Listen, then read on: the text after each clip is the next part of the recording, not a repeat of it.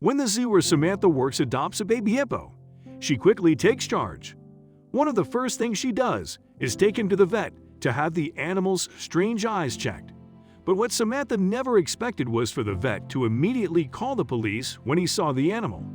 Samantha walked through the vet's waiting room, not knowing what would happen next. The second the vet saw the animal, he asked her to leave, but she still heard him calling. As it turned out, it went to the police. About 15 minutes later, the officers came through the door and took Samantha with them to the vet's office, where the baby was. The vet shook the policeman's hand and then turned to Samantha and said, "You did the right thing by bringing him here." But why did the vet call the police when he saw the hippo? Was it something to do with his strange blue eyes? And what was Samantha's role in this? Before we start, can we get this video to 1,000 likes? Please hit the like button and subscribe to the channel. Samantha was working at a zoo that had a once-in-a-lifetime opportunity. They were going to adopt a young hippopotamus. The process of getting the baby hippo was a complete mess.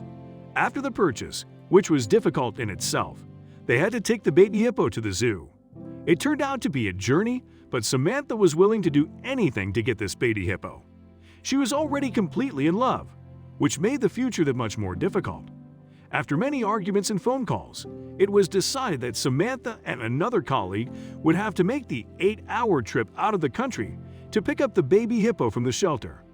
Samantha wasn't excited about being stuck in a car for so long, but it would be worth it for a baby hippo. Or not. When she arrived at the shelter, Samantha felt something was wrong. The rescue center doesn't look right. She and her colleague looked around the facility and quickly came to a conclusion. They had to take the baby hippo as fast as possible and get out of there before it was too late. The cages were small and everything was filthy. There was no one to clean these animals, and some of them seemed to be hungry. They were taken to the back where the baby hippo was waiting for them in a cage that was too small for him. Samantha thought about saying something, but didn't want to spoil the deal. She decided to keep her mouth shut. For now, keeping still became increasingly difficult as the man helping them move the baby hippo started asking questions. What did she think of the animals?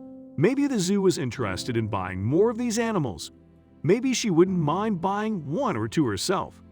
These questions only made her more uncomfortable. Samantha kindly told him that she would remember all of this. Once she was sure the baby hippo was safe in the car with them, she and her colleague drove off as fast as they could. Only when they were out of sight of the shelter did they stop. They had something important to do first. Samantha went to the back of the car and took the baby hippo out of the cage. They made room for the baby hippo in the back, and the hippo quickly agreed and was happy to get out of the small cage. Only then Samantha takes a good look at the baby hippo in front of her and notices something strange. This baby hippo is not normal like other hippos. This baby hippo had incredibly bright eyes. She didn't think that was possible with hippos, or most creatures, really. So what was this baby hippo doing here with eyes like that? She would have to tell someone when they got to the zoo, but it was an 8-hour drive first. As she leaves town, Samantha pulls out her phone and calls the local police. She describes the shelter she was in and the terrible conditions there. She detailed the care of the animals, the cages, and the cleaning.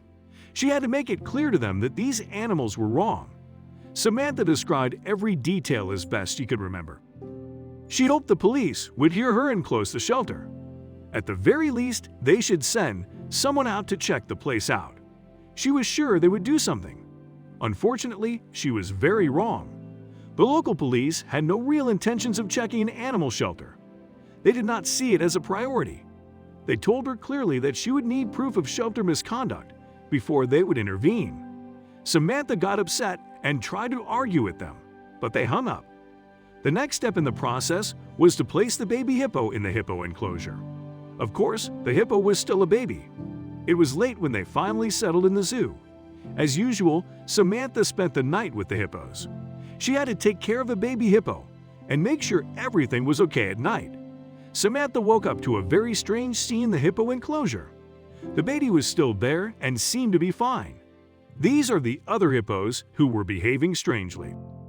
They certainly noticed their new visitor and were already crowding around him. That wasn't the weird part for Samantha. The strange part was that the other 3 hippos seemed to be completely obsessed with the baby. Samantha gently coaxed the baby hippo to wake up. He was nervous and a little confused, but she didn't give it much thought. He must have been disoriented from waking up in a new environment. She prepared him for his visit to the vet, placed him carefully in the transport vehicle, and headed to the vet clinic, relieved that this animal was finally in good hands. She couldn't help but notice how carefree the baby hippo had been the entire trip there. Does he really trust his new owners so easily? His reactions worried Samantha, and she hoped the vet could give her some good answers. The vet examined him. Samantha told the vet about his previous living conditions and the way he had been acting during his last few car rides. She noticed how unusually tired the hippo was, and the vet mentioned that he might be lacking the proper nutrition to be active. After the visit, the vet pulled Samantha aside. "We will have to contact the authorities again. I know you said they don't care about your claims, but we have evidence. This device should be canceled." Samantha couldn't help but feel relieved. She finally had someone on her side. There was no time to wait. The veterinarian immediately picked up the phone and had a long and frantic conversation with the police, demanding that they check the findings so that a police report could be filed. Somehow, he managed to convince the authorities that it was too serious to ignore, and they agreed to go to the zoo's veterinary office to discuss things further. After hearing statements from the vet and Samantha, the police determined that the facility they received the hippo from was not legitimate. They were probably trading in illegal animals and would have continued to do so if Samantha and the vet hadn't reported them a second time. As the police continued to get all the information they needed, they asked to take a look at the baby hippo. The vet led them to the animal and showed how neglected and poorly treated the hippopotamus was. Although the baby hippo was now surrounded by many people, it didn't seem bothered.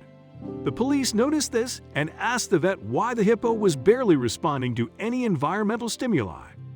The vet gave them a sad look and started waving his hand in front of the hippo. "Do not answer. This hippopotamus is completely blind." Samantha couldn't believe it. It all makes sense now. The baby hippo didn't react normally because it didn't know where it was, ever. He didn't bother with the car ride or his new home because he had no idea that his surroundings were completely different. Her heart is broken. This animal has been through so much in its short life. What horrified Samantha and the police even more was that this baby hippo was not born blind, nor did it suffer from a disease that left it blind. No, his previous owners caused him this blindness. The vet said there was clear evidence of abuse, and it was likely the facility did the same things to the other animals they housed. That's all the police needed to hear. They promised Samantha and the vet that they would send other officers to search the facility and eventually shut it down. The vet went on to say that it was entirely possible that the hippo was born blind, and that it was probably an unfortunate genetic defect. However, he continued if he hadn't lied to the police the way he did, they might have avoided further investigation, and the facility would have continued to collect and harm these animals over and over again. A few days later, a call was received from the sheriff's department at the zoo. Apparently, thanks to the vet's tip, they found a number of animals in the facility that were injured, neglected, or physically abused. They found pens full of old fecal matter and stale food all around. The owners were arrested, and each of the animals was placed in rehabilitation centers that could meet their specific needs. When the case went to trial, the police ended up not needing the physical evidence they got from Samantha's zoo. They got so much evidence by hacking into each of the illegal installations that they didn't need any more information. The evidence was too heavy to ignore. Each of the dealers faced years of imprisonment and serious crime. Samantha is very happy to see that justice has been done. Fortunately, the baby hippo found its forever home at the zoo. The keepers adored him, and because he was so kind and gentle, the other hippos immediately became protective of him, allowing him to feel comfortable in no time. He happily ate fruits and vegetables and spent his days swimming in the pool with his new hippo family, unharmed and surrounded by endless love.